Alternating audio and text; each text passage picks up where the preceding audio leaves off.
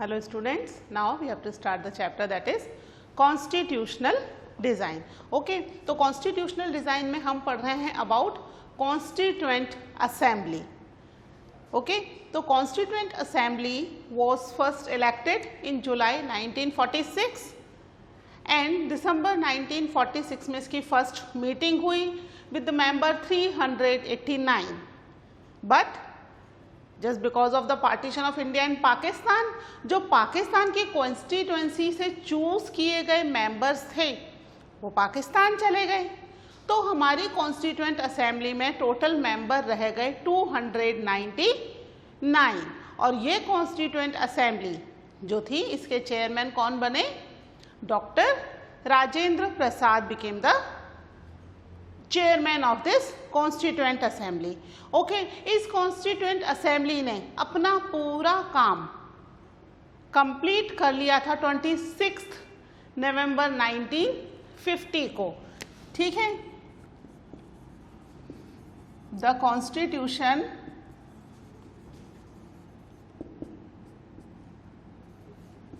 was prepared on 26th नवंबर 1949, लेकिन इसको implement नहीं किया गया, इसको इफेक्ट में नहीं लाया गया, वेट किया गया कुछ टाइम का. ठीक है, इसको इफेक्ट में लाया गया ऑन 26 जनवरी 1950. ठीक है, 2 महीने इन्होंने वेट किया, 26 नवंबर को ही इसको इम्प्लीमेंट किया जा सकता था, but it was into effect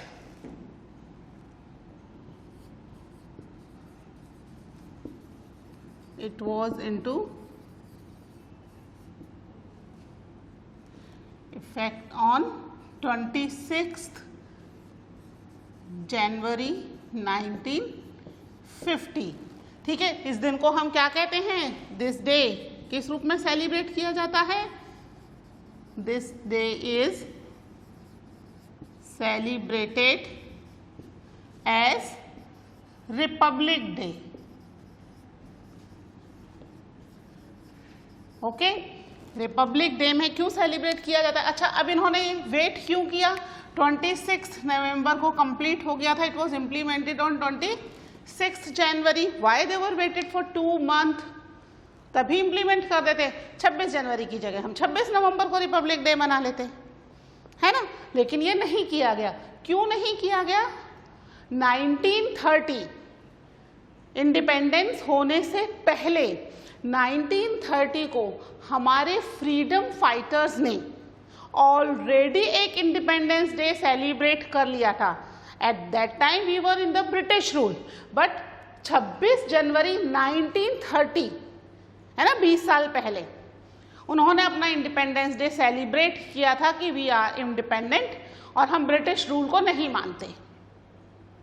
तो उस फर्स्ट सेलिब्रेटेड इंडिपेंडेंस डे की याद को ताज़ा रखने के लिए यहाँ पर 2 महीने वेट किया और 26 जनवरी को ही इसको इम्प्लीमेंट में लाया गया, जिससे कि हम उस दिन की यादों को हमेशा ताज़ा रख सकें. और that's why we have celebrated Republic Day. किसी भी कंट्री में केवल इंडिपेंडेंस डे सेलिब्रेट किया जाता है ना. कॉन्स्टिट्यूशन जिस दिन इम्प्लीमेंट हुआ उस दिन को कोई कंट्री सेलिब्रेट नहीं करती, हम करते हैं एज अ रिपब्लिक डे. क्यों करते हैं? उस 26 जनवरी 1930 की यादों को अपने मन में ताज़ा रखने के लिए कि हम जब ब्रिटिश रूल में थे तब भी हमने एक बार इतना करेज दिखाया and we celebrated independence day.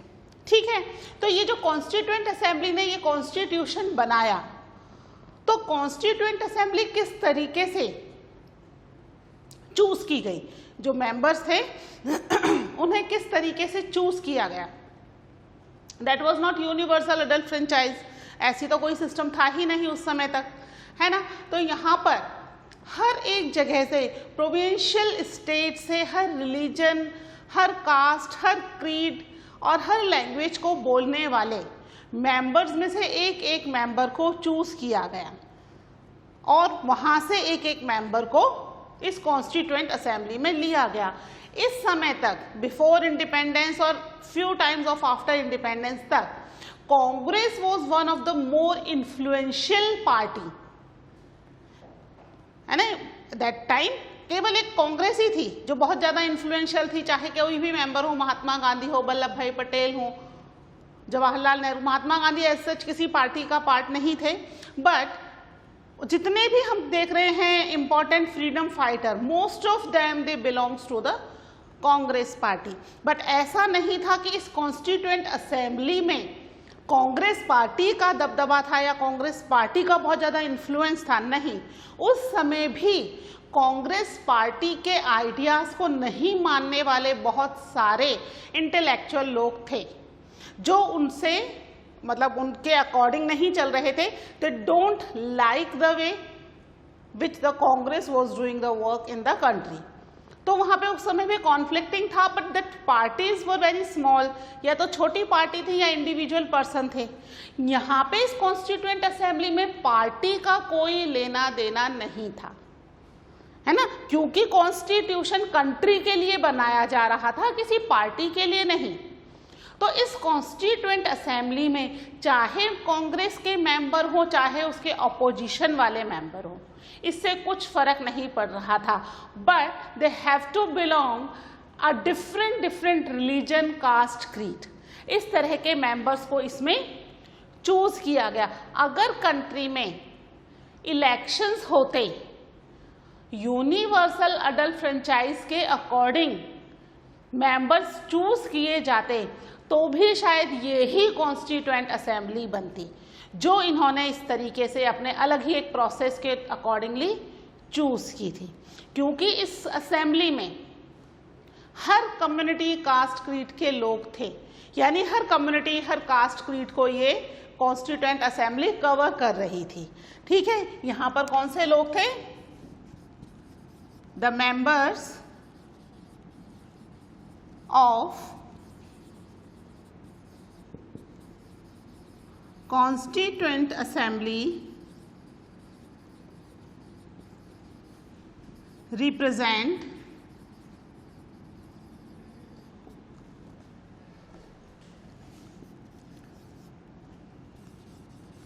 the different caste, religion,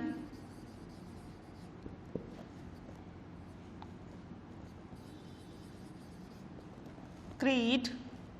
ठीक है, और जो भी हम देख सकते हैं, जिस भी तरीके से अलग अलग इनको चूज किया जा सकता है, हर तरीके के मेंबर्स थे इसमें. ठीक है, लिंग्विस्टिक वाइज हो, रिलीजन वाइज हो, हर तरह के members were represent in the constituent assembly. ठीक है, तो कॉन्स्टिट्यूएंट असेंबली बनकर के तैयार हो चुकी थी.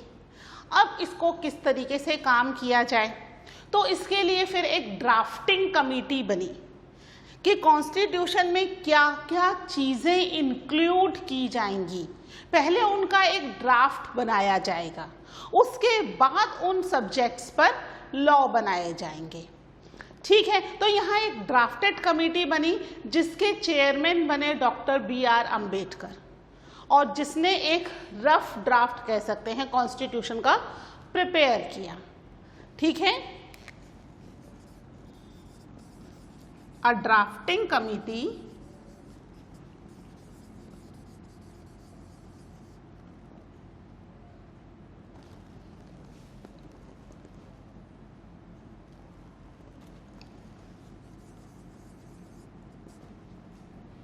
chaired by Dr. BR Ambedkar. ठीक है, एक ड्राफ्टिंग कमेटी बनी जिसके चेयरमैन कौन बने? Doctor BR Ambedkar. Prepared a draft for constitution. ठीक है, इन्होंने एक ड्राफ्ट तैयार किया फॉर द कॉन्स्टिट्यूशन. अब उन ड्राफ्ट पर, यानी जो ड्राफ्ट तैयार हुआ कॉन्स्टिट्यूशन पर, उस पर क्लॉज बाय क्लॉज आपस में डिस्कशन और डिबेट शुरू हो गया। जितने भी मेंबर्स थे कॉन्स्टिट्यूएंट असेंबली के, उन्होंने उसके ऊपर डिस्कशन करना शुरू किया। बार बार चीज़ें बन रही थी और बार बार अमेंड हो रही थी। लगभग कॉन्स्टिट्यूशन बनते समय ही मोर देन 200 अमेंडमेंट किए गए कॉन्स्टिट्यूशन में। कितने अमेंडमेंट किए गए? More than 200 amendments. ठीक है, 200 से ज़्यादा। अमेंडमेंट क्या होता है? कॉन्स्टिट्यूशन के लॉज में जब भी चेंज किया जाएगा तो उसको हम क्या कहते हैं, उसके लिए एक पर्टिकुलर वर्ड दिया गया है, दैट इज अमेंडमेंट। ठीक है, ये जो है अमेंडमेंट वर्ड स्पेशली कॉन्स्टिट्यूशन में चेंज के लिए ही है। जब भी हम बोलेंगे कॉन्स्टिट्यूशन में चेंज हुआ तो हम ये ना बोल करके क्या बोल सकते हैं कि अमेंडमेंट्स हो रहे हैं। इसका मतलब कॉन्स्टिट्यूशन में चेंजेस हो रहे हैं। तो यहाँ पर जो ड्राफ्ट किए गए उस पर लॉस बनने शुरू हुए, डिस्कशन डिबेट हुए, बनते बनते ही लगभग 200 से ज़्यादा चेंजेस उसमें करने पड़े। डिस्कशन हो रहे हैं ना, इसके जो गुड साइड्स हैं और बैड साइड्स हैं, सब चीज़ें सामने निकल करके आ रही हैं। ओके, तो यहाँ पर ये जो डिस्कशन हुआ ये ऐसे नहीं था कि इस डिस्कशन के बारे में चीज़ें रिकॉर्डेड ना हो। एवरीथिंग वॉज रिकॉर्डेड, बाकायदा वहाँ पर रिकॉर्ड की जाते थे सारे डिस्कशन और डिबेट। सारे लोग बैठ करके आपस में डिस्कस करते थे कि ये जो लॉ बन रहा है इसके क्या बैड साइड्स और गुड साइड्स हो सकते हैं, कैसे इसको और अच्छा किया जा सकता है, इससे ऐसा ना हो कि लोग कंफ्यूज हों और उसको गलत तरीके से इंटरप्रेट कर सकें, है ना। तो हर वर्ड को प्रॉपरली डिस्क्राइब किया गया कि अगर ये कॉन्स्टिट्यूशन में ये लॉ है तो यहाँ अगर कोई वर्ड दिया गया है तो इसका ये मीनिंग है, आप कोई और मीनिंग मत निकाल लेना, है ना। ऐसा होता है ना, कई बार एक ही शब्द का हम कई सारे मीनिंग्स निकाल लेते हैं। तो यहाँ पर हर वर्ड को डिस्क्राइब किया गया है। जब भी अगर आप कभी लॉ की कोई बुक पढ़ोगे तो आप देखोगे कि उसमें आधे पेज पे लॉ दे रखा है और नीचे आधा पेज केवल उन वर्ड्स को डिस्क्राइब करने के लिए ही है। हर वर्ड को डिस्क्राइब किया गया है जिससे कंफ्यूजन की कोई कंडीशन ना आए। जो लोग हैं या जो इंटेलेक्चुअल पीपल हैं वो ऐसा ना हो कि उसको अपने हिसाब से इंटरप्रेट कर सकें। इसलिए इसमें बार बार डिस्कशन हो रहे थे, डिबेट हो रही थी और अमेंडमेंट्स हो रहे थे, है ना, चेंजेस हो रहे थे और एवरी चेंजेस वाज रिकॉर्डेड। ऐसा नहीं है कि किसी चेंज को रिकॉर्ड नहीं किया गया, सब चीज़ें वहाँ बाकायदा रिकॉर्ड की गई। और फाइनली जो पीपल थे लगभग उन्हें 114 डेज लगे to prepare the Indian constitution. ठीक है, ये 3 साल का प्रोसेस था। जो 114 डेज पूरे उन्हें अपने डेलिब्रेटली इस कॉन्स्टिट्यूशन के लिए देने पड़े, जो कि किसमें बटे हुए थे, इन द 3 ईयर्स, क्योंकि उन्हें सोचने समझने और इन सब चीज़ों का भी टाइम लग रहा था ना कि एज सच आए बैठे और लॉ बना दिया। इन सब चीज़ों पर वर्क करने में भी टाइम लग रहा था, पढ़ना भी पड़ रहा था, इसके सारे बैड इफ़ेक्ट्स और गुड इफ़ेक्ट्स को निकालने में टाइम लग रहा था। तो ये 3 साल का काम चला, लेकिन जो उनके डिस्कशन डिबेट हुए वो 114 डेज के थे। तो ये जो पूरी कॉन्स्टिट्यूएंट असेंबली है इसके जो डेज थे वो कितने थे? It took 114 days spread over 3 years। ठीक है, 3 years हम कह सकते हैं, पूरे 3 years नहीं थे, 2 years थे, इसमें 11 months थे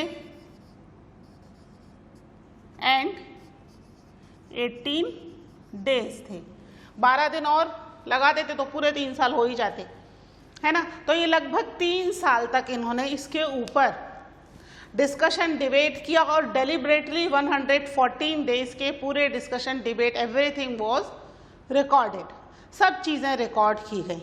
और जब इन सारी रिकॉर्डिंग की बुक प्रिंट हुई तो वो बुक जो है करीब 12 बल्कि वॉल्यूम्स में बनी।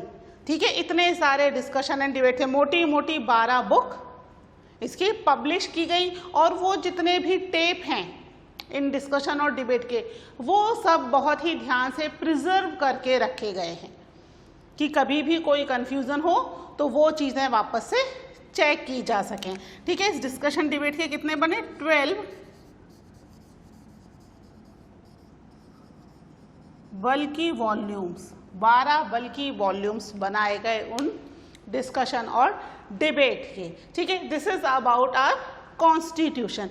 ठीक है, इसमें आप कंफ्यूज नहीं होना, जो पूरी कॉन्स्टिट्यूएंट असेंबली है उसके चेयरमैन कौन थे? That was doctor Rajendra Prasad.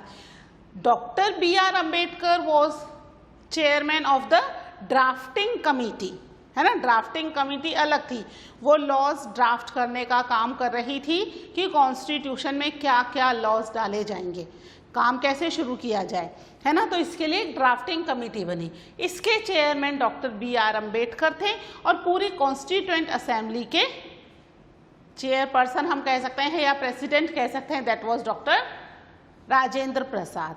ठीक है, और हमारी बुक में जहाँ पर ये कॉन्स्टिट्यूएंट असेंबली के बारे में दे रखा है, वहाँ दोनों साइड पर कॉन्स्टिट्यूएंट असेंबली के कुछ इम्पॉर्टेंट मेंबर्स की पिक्चर के साथ नीचे उनका डिस्क्रिप्शन भी दिया हुआ है ना। डॉक्टर राजेंद्र प्रसाद हो या सरदार वल्लभ भाई पटेल हो, TT कृष्णमूर्ति हो, बलदेव सिंह जी हो, जयपाल सिंह जी हो, इन सब के बारे में थोड़ी थोड़ी डिटेल दी हुई है। ठीक है, मेन इनके ऑक्यूपेशन क्या है और वेयर फ्रॉम दे बिलोंग्स। ठीक है, तो ये जो है हमारी कॉन्स्टिट्यूएंट असेंबली के बारे में बात हुई। ठीक है, आप इसको एक बार बुक में से भी रीड कर लीजिए, नोटेड डाउन दीज पॉइंट्स। फिर हम बात करते हैं हमारे कॉन्स्टिट्यूशन में कौन सी गाइडिंग वैल्यूज पर काम किया गया और किस तरीके से काम किया गया। ओके,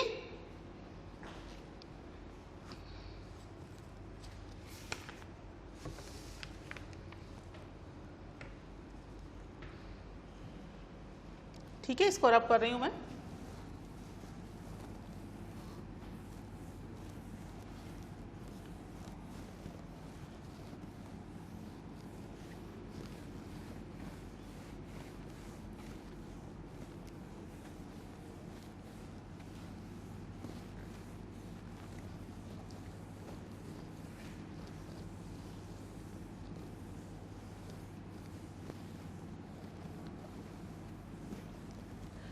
तो जब आप कॉन्स्टिट्यूएंट असेंबली के मेंबर्स के बारे में पढ़ोगे तो आप देखोगे कि इसमें एक बहुत ही इम्पॉर्टेंट नाम मिसिंग है ना। कौन? Mahatma Gandhi ji. Mahatma Gandhi ji was not the part of constituent assembly, even he was not the part of the government also. Independent के बाद जो गवर्नमेंट बनी, महात्मा गांधी जी उसका भी पार्ट नहीं थे। इंडिपेंडेंट स्ट्रगल के समय ही उनका एक इम्पॉर्टेंट रोल था। इंडिपेंडेंट होने के बाद उन्होंने किसी भी पोजीशन का दावेदार अपने आप को नहीं माना। ठीक है, उनका मेन क्या था? एम कि इंडिया को इंडिपेंडेंट करवा देना है, बस। ओके, तो हम देखते हैं अब the guiding values of the Indian constitution.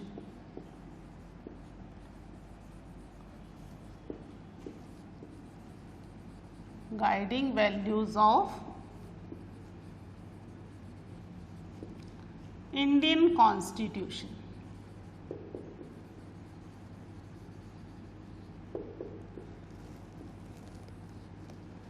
कि इंडियन कॉन्स्टिट्यूशन को किन वैल्यूज के हिसाब से बनाया गया है ना। तो हमें हमारे कॉन्स्टिट्यूशन की वैल्यूज मिल जाएंगी कॉन्स्टिट्यूशन शुरू होते ही फर्स्ट पेज पे। फर्स्ट पेज पे ही क्या है हमारा? प्रेम्बल।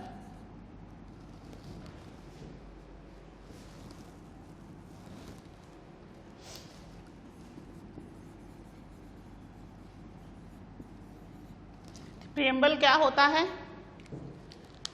किसी भी चीज की शुरुआत करने से पहले उसके बारे में थोड़ी सी इंफॉर्मेशन कि ये जो चीज़ है इसमें बेसिकली क्या मेन टॉपिक्स कवर किए जाएंगे। ठीक है, तो ये होती है प्रेम्बल। तो ये प्रेम्बल क्या है, that was the guiding value of the constitution. तो हमारे जो कॉन्स्टिट्यूशन है उस पर शुरू होते ही प्रेम्बल दी गई है, जो बता रही है कि हमारा कॉन्स्टिट्यूशन कैसा होगा, कौन कौन सी वैल्यूज होंगी। ठीक है, preamble of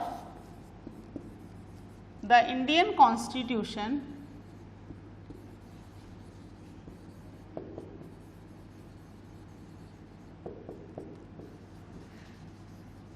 says about the philosophy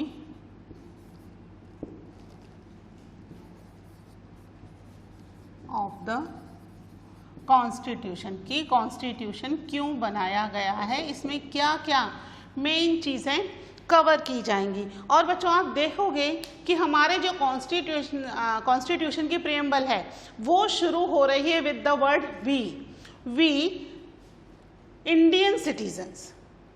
ठीक है, हम सबके लिए, वी मतलब एवरीवन, यानी जो भी व्यक्ति इंडिया में रहता है, जो भी इंडियन सिटीजन है, उन सब के लिए वो प्रेम्बल है, एवरीवन। ठीक है, सब पर इम्प्लीमेंट होती है। ओके, तो जो प्रेम्बल है इसमें गाइडिंग वैल्यूज दी गई हैं, कौन सी वैल्यूज होनी चाहिए। ये वैल्यूज हमने अलग अलग टाइम पर अलग अलग कंट्रीज में हो रहे रिवोल्ट से एक्सेप्ट की थी। कुछ हमें अपनी कंट्री के रिवोल्ट से भी मिली है ना, liberty, equality, fraternity, socialism, sovereignty, secularism, ये सब चीज़ें हमने अपने कॉन्स्टिट्यूशन में रखी हैं, जिससे कि कंट्री जो है पूरी डाइवर्सिटी के साथ यूनाइटेड रह सके, किसी भी एक ग्रुप को ऐसा फील ना हो कि हम पीछे रह गए हैं, है ना। और इसके अंदर सबसे इम्पॉर्टेंट जो चीज़ है, इसमें हमने महात्मा गांधी जी के ड्रीम्स को भी इंक्लूड किया गया है। 1931 में एक मैगजीन थी, इन 1931, ठीक है, इस ईयर में एक मैगजीन प्रिंट हुई, यंग इंडिया। उसके अंदर, यंग इंडिया के अंदर महात्मा गांधी जी का एक बहुत ही प्यारा लेख आता है। ठीक है, 1931 young India magazine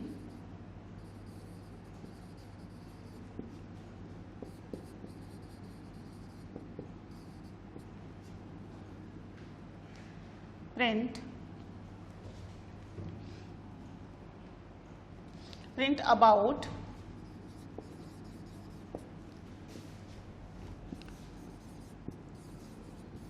the aspiration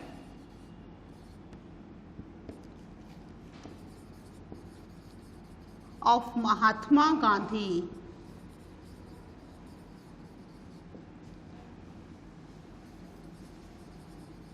from Indian constitution. ठीक है, उस यंग इंडिया मैगजीन में महात्मा गांधी जी का एक लेख प्रिंट हुआ, जिसमें उनकी जो एस्पिरेशंस थी कि वो हमारे कॉन्स्टिट्यूशन से क्या चाहते हैं, ये चीज़ें प्रिंट हुई।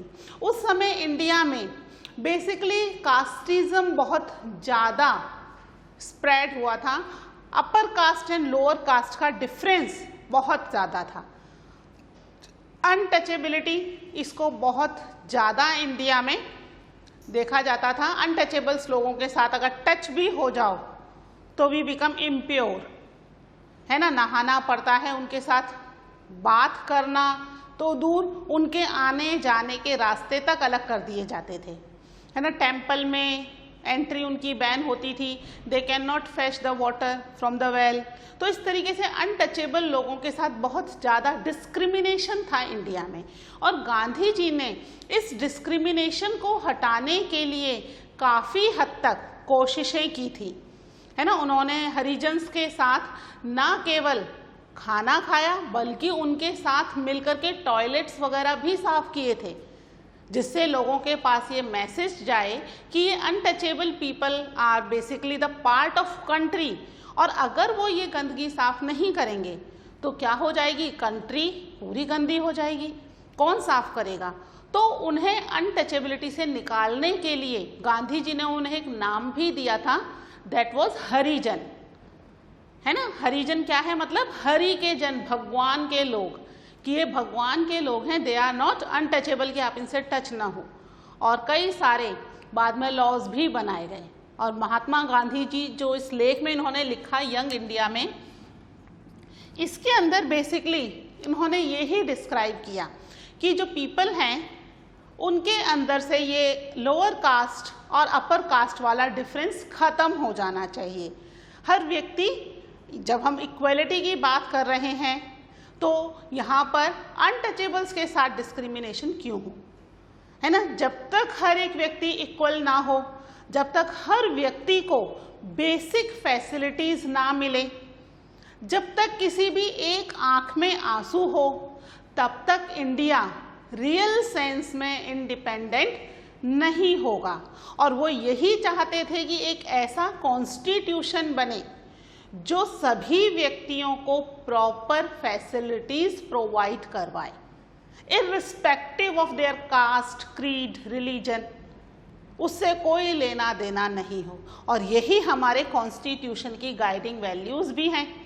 अभी हम पढ़ते हैं अबाउट द प्रेम्बल, उसमें दे रखा है इक्वेलिटी, लिबर्टी, फ्रेटर्निटी, जस्टिस। ये लॉज जो बने ये सबके लिए हैं, इक्वल हैं। और जो हमारे प्रेम्बल शुरू हो रही है वो किससे शुरू हो रही है? We the citizen of country, है ना, यानी हम सब। अब इसमें किसी को इग्नोर नहीं किया गया कि ये व्यक्ति या ये basically part of country is not included in the preamble, है ना, एवरीवन इज इंक्लूडेड। ठीक है, तो ये गाइडिंग वैल्यूज हम पढ़ेंगे अब अबाउट दैट पर्टिकुलर महात्मा गांधी जी का जो एस्पिरेशंस थी, इसके बारे में हम पढ़ेंगे। बुक में पूरा दे रखा है एक पैराग्राफ उससे रिलेटेड। और यहाँ पर कुछ डिस्प्यूट्स भी थे between Gandhi ji and B.R. Ambedkar. B.R. Ambedkar ही हिमसेल्फ वॉज अ अनटचेबल, तो उन्हें पता था कि किस तरह की परेशानियाँ अनटचेबल्स को फेस करनी पड़ती हैं। तो कुछ डिस्प्यूट्स भी हुए इन दोनों के आपस में, that we will discuss in the next lecture. Till then take care, bye.